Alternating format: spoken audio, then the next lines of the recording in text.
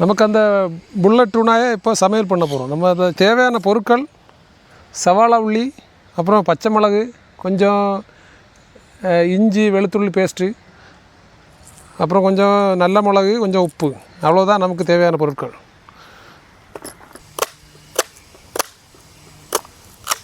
First நாம் இந்த உள்ளியை cut பண்ணணும். உள்ளி, பச்சை மிளகு எல்லாம் கட் பண்ணி எடுக்கணும். இதை நம்ம கட் பண்ணும்போது இந்த மாதிரி ரொம்ப சின்னதாக தான் கட் பண்ணணும். நம்ம நீளத்துக்கு கட் பண்ணியாச்சுன்னா அது மீனுக்கு உள்ளாடி அது ஒழுங்காக இருக்காது. ஏன்னா நமக்கு இது சின்ன சின்னதாக உள்ளியை கட் பண்ணணும்.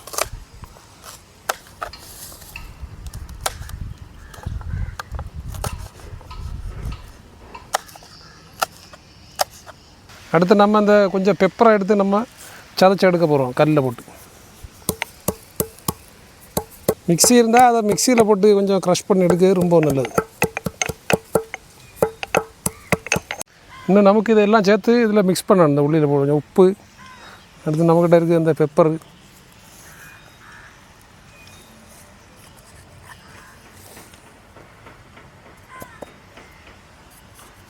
அடுத்து அந்த ஜிஞ்சர் பேஸ்ட். இதில் ஜிஞ்சரும் அப்புறம் கார்லிக்கும் இது ரெண்டு தான் பேஸ்ட் பண்ணி வச்சுருக்கு. இதை நமக்கு எல்லாம் சேர்த்து இன்னும் மிக்ஸ் பண்ணணும். முதுகில் இதில் இப்படி கீறணும்.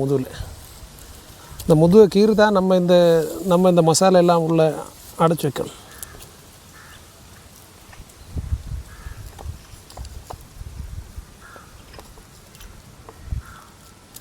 இந்த ஏற்கனவே ஃபுல்லாக க்ளீன் பண்ணி தான் வச்சுருக்கு. இந்த குடல் இதெல்லாம் உள்ளதெல்லாம் எடுத்து தான் வச்சுருக்கு. நம்ம இப்போ இதோட முதுகு பகுதியெல்லாம் இப்போ நம்ம இதை கத்தி வச்சு கட் பண்ணிட்டோம். இதுக்கு உள்ளாடி நம்ம உள்ளி இதெல்லாம் அதுக்கு உள்ளாடி வைக்கலாம்.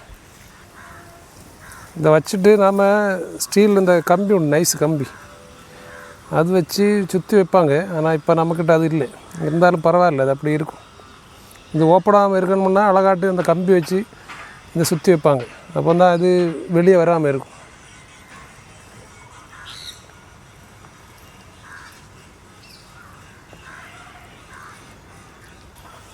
நாம் இப்போ இதில் 3 எண்ணம் ஃப்ரை பண்ண போகிறோம். எண்ணெயில் போட்டு ஃப்ரை பண்ணி எடுக்க போகிறோம். இன்னும் 2 எண்ணத்தை நம்ம இன்னொரு மெத்தடில் நம்ம இந்த வாழை இலையில் பொதிஞ்சு அதை நாங்கள் எப்படி செய்யலாம்னு பார்க்கலாம். இந்த வாழை இலையில் வச்சு நம்ம சுடுத மாதிரி எப்படி எடுக்க போகிறோம். அது ரொம்ப டேஸ்ட்டாக தான் இருக்கும்.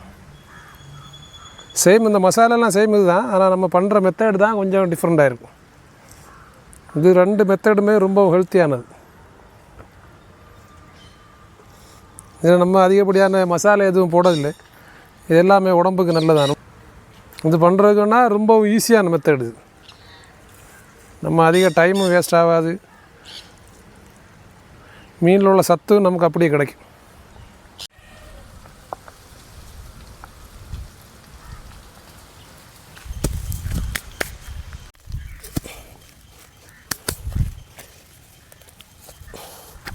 அதில்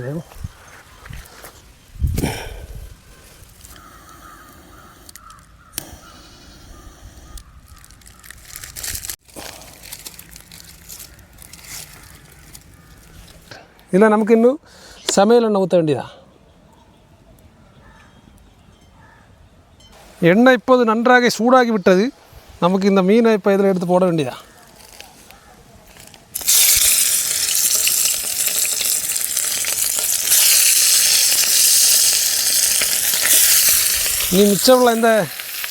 மீதியுள்ள இந்த 2 மீனை நமக்கு இனி வாழை இலையில் பொதிஞ்சு அடுத்து செம்மையாக குக்கிங் பண்ணலாம்.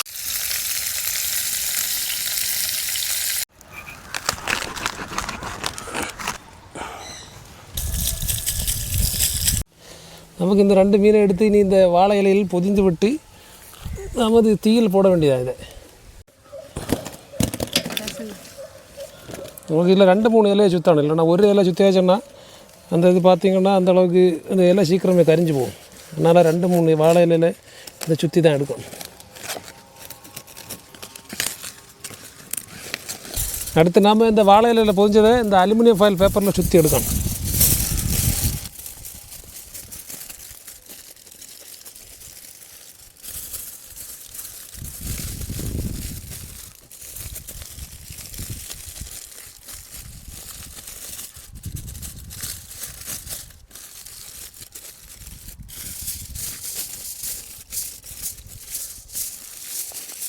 நம்ம இதை இந்த அலுமினியம் ஃபாயில் பேப்பரில் அழகாக நம்ம இதை பொதிஞ்சு எடுத்துக்கிட்டோம்.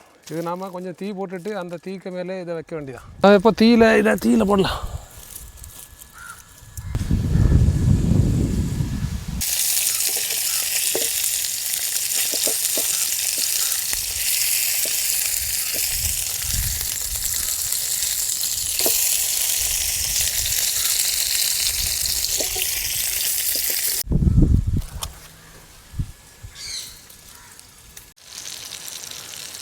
மீன் இப்போ ஓரளவுக்கு வெந்தாச்சு. நம்ம இப்போ எடுத்து எப்படி இருக்கான்னு டேஸ்ட் பார்க்கலாம். இப்போ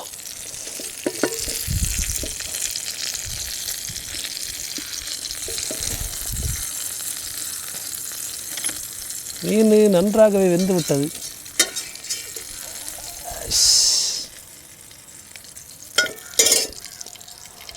வாங்க இதுக்கு டேஸ்ட் எப்படி இருக்குன்னு சொல்லிட்டு நம்ம இப்போ செக் பண்ணி பார்க்கலாம்.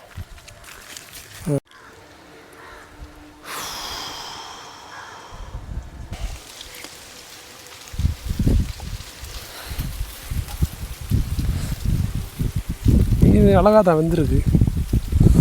அந்த வாசனை நம்மளை தூக்குது. பெப்பரு அப்புறம் இந்த அடிப்பொலி செம்மையாக இருக்குது. கண்டிப்பாக ட்ரை பண்ணி பாருங்க. அப்படி தான் இருக்கும்.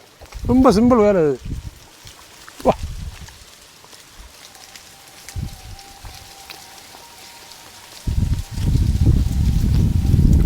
கேமராமேன் கொஞ்சம் கொடுத்து பார்க்குமா? கேமராமேன் எங்களுக்கு சாப்பிட கொடுத்தா அப்புறம் கேமரா எடுத்து வேலையை மறந்துடுவோம். அதனால் நமக்கு ஃபஸ்ட்டு சாப்பிடுவோம். ஒரு அரை மணிக்கூர் கழிச்சு இப்போ நம்ம தீ போட்டுட்டு இதை நம்ம எப்படி வெந்திரிச்சா இல்லைன்னு செக் பண்ணி பார்க்கலாம். வாசனை நம்மளை தூக்குது. இப்போவே எப்படி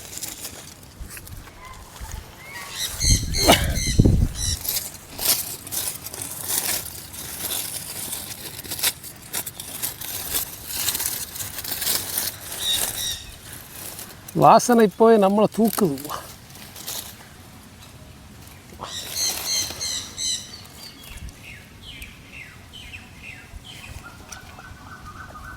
டேஸ்ட் அப்படியே சூப்பராகும்.